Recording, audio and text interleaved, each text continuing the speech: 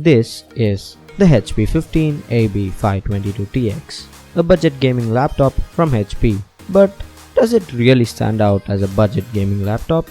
Let's find out. Hey, what's up guys, I'm Suman from Phonestein and this is my in-depth review of the HP 15AB522TX. So let's get started.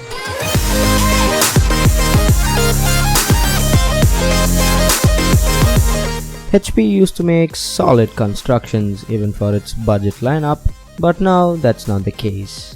The 522TX is not the best built laptop out there. The chassis is poorly constructed and there are areas where you can literally press the plastic in. The screen flexes a lot and if you press in the middle of the screen, it actually tends to bend, which is really disappointing to see from HP's side. Please do improve the build of your budget lineup, HP.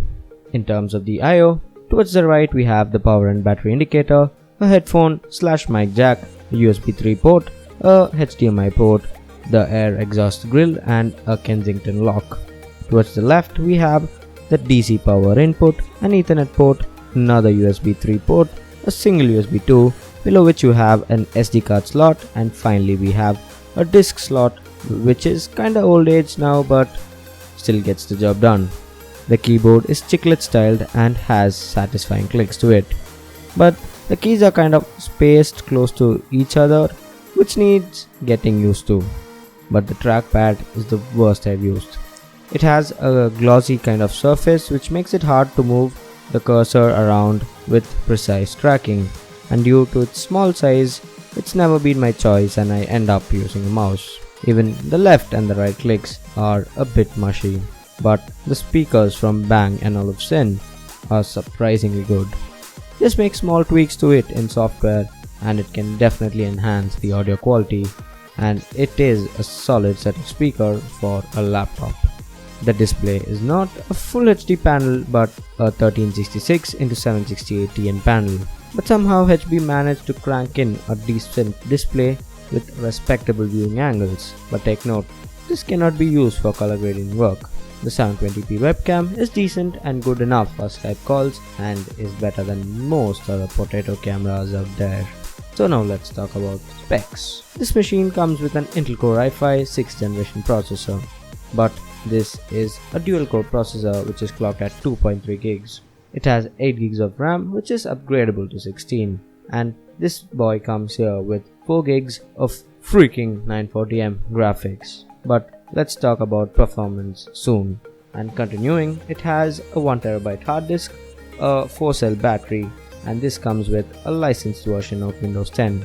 The 6th Gen i5 and the Nvidia graphics surely provide snappy performance irrespective of the Windows 10 bugs which are present. There are few bugs with Windows 10 itself, but that will be fixed by an update and that need not be considered big. Anyways, this budget beast here definitely scores a B+ in terms of benchmarks. The scores are above average considering this is a budget laptop, and it definitely outperforms my current laptop with ease. In terms of gaming, this is a complete boss. Even without the DC power input plugged in, this laptop is easily able to play Grid 2 at the highest settings in its native resolution, getting around 35 to 45 frames on an average.